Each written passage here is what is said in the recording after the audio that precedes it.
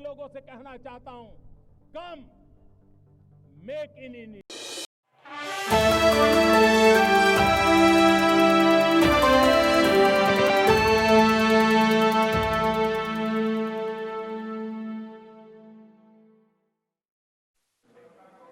माननीय सभासदों, माननीय सभापति जी,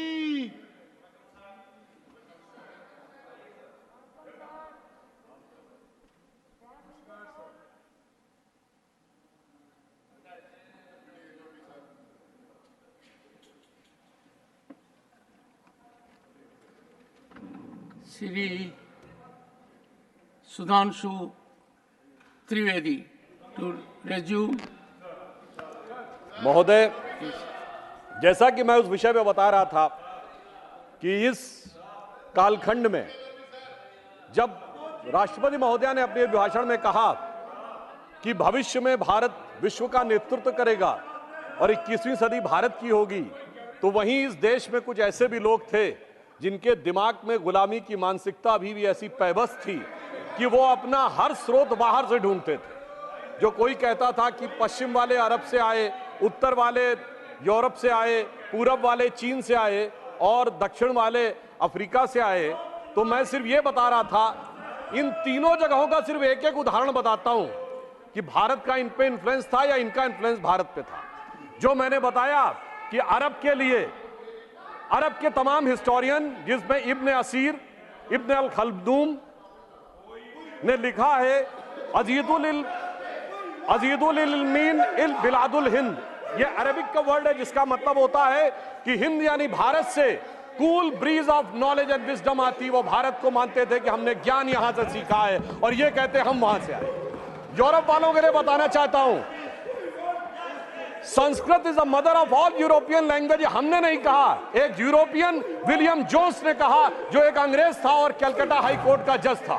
यानी वो कहते हैं कि उन्होंने ज्ञान हमसे सीखा है और ये हमको बताते हैं कि हमने उनसे सीखा है। ये गुलामी की मानसिकता है।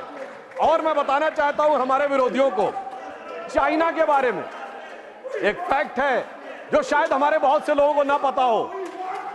चाइना की संस्कृति में भारत का प्राचीन नाम जानते क्या है? मैं सभी सदस्यों को आपके माध्यम से अवगत कराना चाहता हूं। एंशियंट चाइनीज में भारत को कहते हैं टियानजाओ, TIANZHOU। कोई जाके चेक कर ले कि चाइनीज भाषा में टियान का मतलब क्या है और जाऊ का मतलब क्या है। जाऊ का मतलब होता है केंद्र, जैसे हमारे यहाँ पुर है, नागपुर, कानपुर, जयपुर, वैसे ही वहां हुआनजाऊ, गुआनजाऊ होता है। और टियान का मतलब होता है स्वर्ग। यानी चाइना मानता था कि India is the centre of haven और यह कहते हमने चीन से सीखा है। इसलिए मैं कहना चाहता हूं, अंग्रेज चले गए मगर अंग्रेजियत अभी तक नहीं गई। जिसके लिए हम लोग कभी बोलते थे कि अंग्रेज बेचारे चले गए भारत को देकर आजादी, पर अभी तक तुम गई नहीं चर्चिल दादा की परदादी। यानी अंग्रेज चले गए, अंग्रेजियत नहीं गई। इसलिए मैं इन लोगों के लिए कहना चाहता हूं कि इनके दिमागों में अभी भी वो गुलामी की मानसिकता भरी है कि न संयम व्यवस्था न एकात्मता है, भरी है अभी तक मनों में गुलामी। और वही राग अंग्रेजियत का पुराना सुनाते अभी लोग नामी ग्रामी। ये लोग उसी अंग्रेजियत के राग में फंसे हुए हैं। परंतु सभापति महोदय ने जो ये बात बताया कि भारत का एक परिवर्तन का समय आ रहा है, तो प्रधानमंत्री जी ने उसको किस रूप में आगे बढ़ाया है, मैं ये बताना चाहता हूं। यदि भारत को विश्व का नेतृत्व करना है तो नई टेक्नोलॉजी के साथ आगे बढ़ना होगा। हम विश्व की सबसे प्राचीन सभ्यता भी हैं और सबसे युवा देश भी हैं। तो डिजिटल टेक्नोलॉजी आज फ्यूचर की होने वाली टेक्नोलॉजी, इसमें कहीं किसी प्रकार का कोई कंफ्यूजन होने की संभावना नहीं है। और आप देखिए कि हमारी सरकार आने के बाद प्रधानमंत्री जी के नेतृत्व में किस ढंग से सिस्टमेटिकली उसमें मामला आगे बढ़ा। इंटरनेट के यूजर्स 2014 में 24 करोड़ थे और अब 82 करोड़ हो गए, 3 गुनी संख्या बढ़ी है। 2023 का आंकड़ा है। Phone 1.2 billion mobile phone handset के यूजर्स हो गए हैं और 67 करोड़ स्मार्टफोन के यूजर्स हो गए हैं। एवरेज स्पीड ऑफ इंटरनेट जो इनके जमाने में 1.7 मेगाबाइट पर सेकंड होती थी, वो अब 30 मेगाबाइट पर सेकंड है। और सभापति महोदय, इतना ही पर्याप्त नहीं होता है। डाटा की स्पीड के साथ डाटा की कॉस्ट भी कम होनी चाहिए। और 1 GB डाटा की कीमत इनके जमाने में 270 रुपए थी, और वो अब घटकर 19 रुपए हो गई है, यानी 25 गुना कम किया है।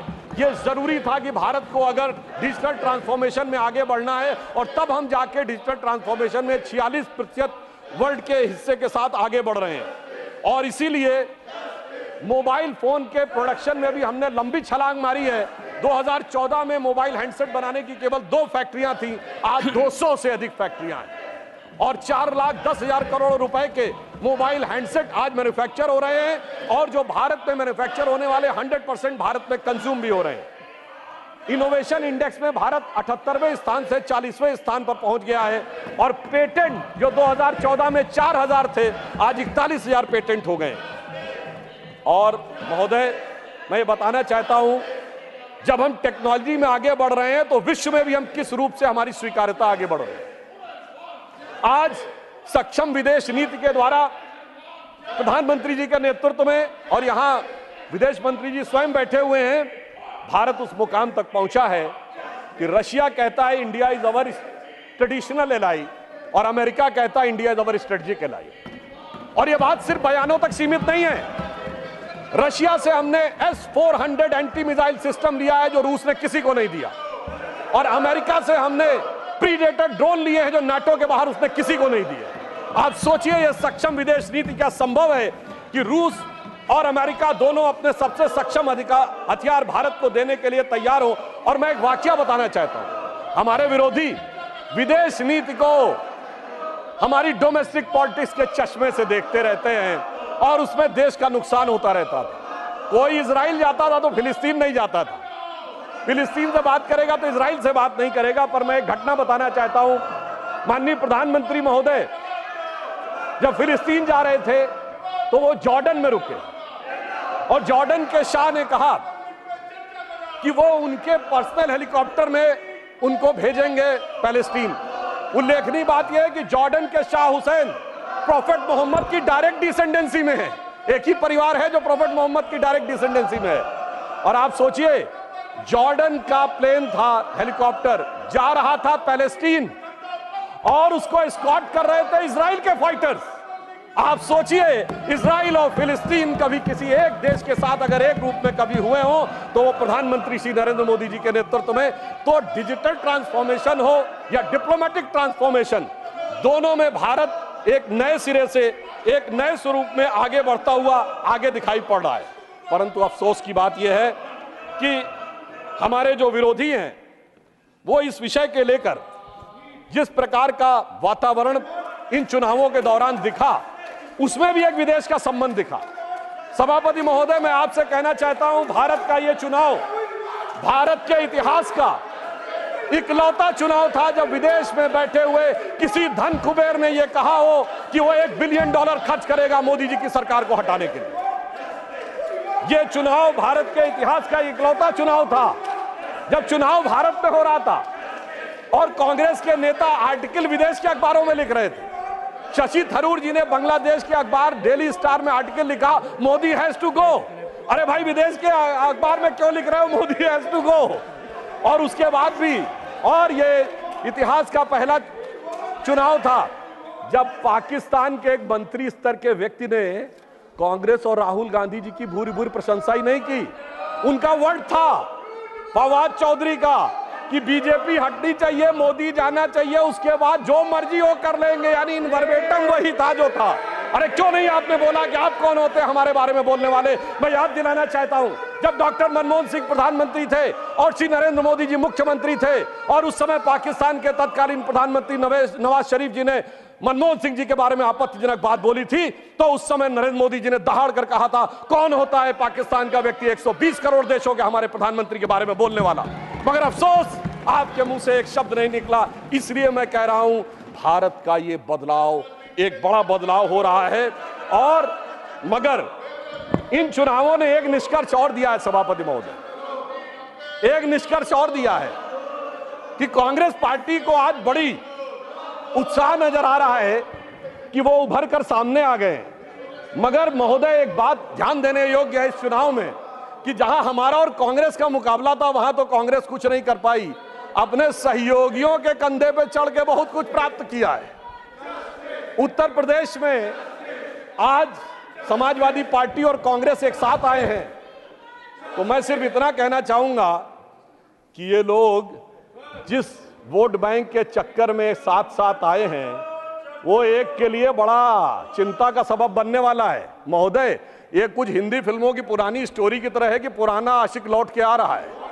अगर वो पुराना इश्क जाग गया तो आप ये समझिए कि ये समाजवादी पार्टी के लिए बहुत बड़ी चुनौती होने वाली है, क्योंकि वो कहते हैं, सपा कहती है मेरा कारनामा तो देख, तो कांग्रेस कहती है मैं तेरा आशिक पुराना तो देख, तो उधर एक हैदराबादी हजरत है जो कहते हैं मेरा घराना तो देख, और इस ट्रायंगल से का एक नया स्वरूप इस चुनाव में उभरता हुआ नजर आया है। मैं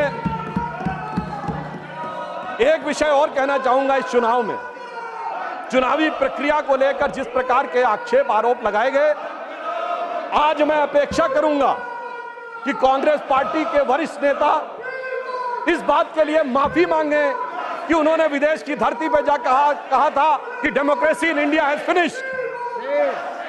उन्होंने ये कहा था कि जुडिशियल प्रोसेस समाप्त हो गया है।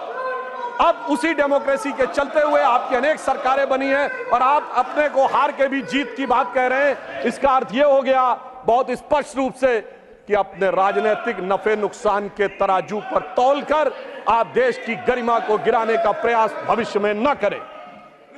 और नीट के विषय में भी एक बात कहना चाहता हूं सभापति महोदय, नीट को लेकर हमारी सरकार पूरी तरह संवेदनशील भी है और सतर्क भी है।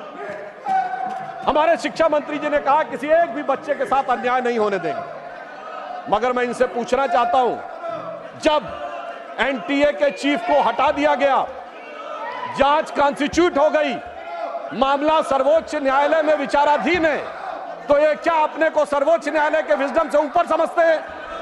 यदि विषय सर्वोच्च न्यायालय में विचाराधीन है तो उससे पहले इस प्रकार का वातावरण बनाना, इसका अर्थ यह हो गया कि यदि न्यायालय उस पर टिप्पणी देने जा रहा है मगर हम उससे पहले उसके ऊपर विवाद करना चाहते हैं। और मैं ये भी बताना चाहता हूं कि महोदय, आज जो लोग बोल रहे हैं, राजस्थान में 1.5 दर्जन पेपर लीक आउट हुए थे, हमारी सरकार ने तो संवेदनशीलता की बात कही। उनके मुख्यमंत्री का एक चर्चित बयान आया था, मैं तो जादूगर हूं, मैं सब कुछ ठीक कर दूंगा, मुझे सब कुछ पता रहता है। इसलिए मैं ये बताना चाहता हूं कि छात्रों के विषय को लेकर हमारी सरकार पूरी तरीके से संवेदनशील है और पूरी तरीके से सतर्क है, और शिक्षा मंत्री ने भी यह बात बिल्कुल स्पष्ट की है। अंत में मैं ये कहना चाहता हूं सभापति महोदय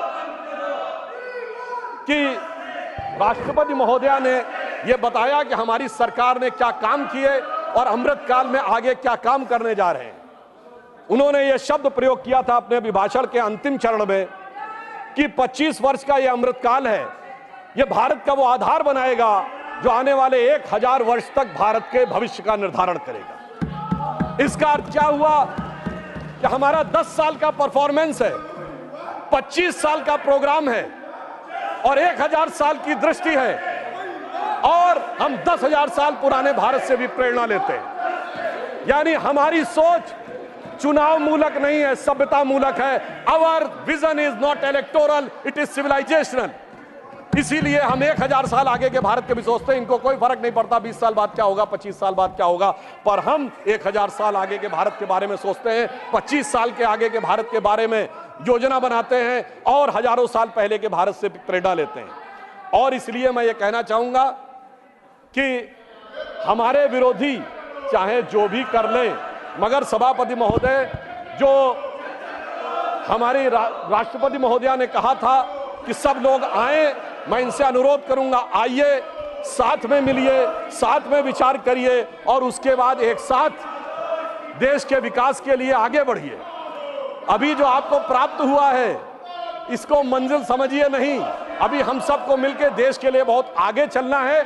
और मैं अंत में एक वाक्य जरूर कहना चाहूंगा, 21वीं सदी भारत की होगी, इसमें कोई संदेह नहीं है, और इस प्रकार के वाद विवाद के बावजूद होती रहेगी, इस प्रकार के वितंडावाद के बावजूद हम आगे बढ़ते रहेंगे और यह उसी विचार को लेकर आगे बढ़ेगी। राष्ट्रपति महोदया ने यह बात भी बताई कि आज दुनिया में संघर्ष है, आज दुनिया में सभ्यताओं के संघर्ष की बात कही जाती है, और उस संघर्ष का समाधान कौन देगा?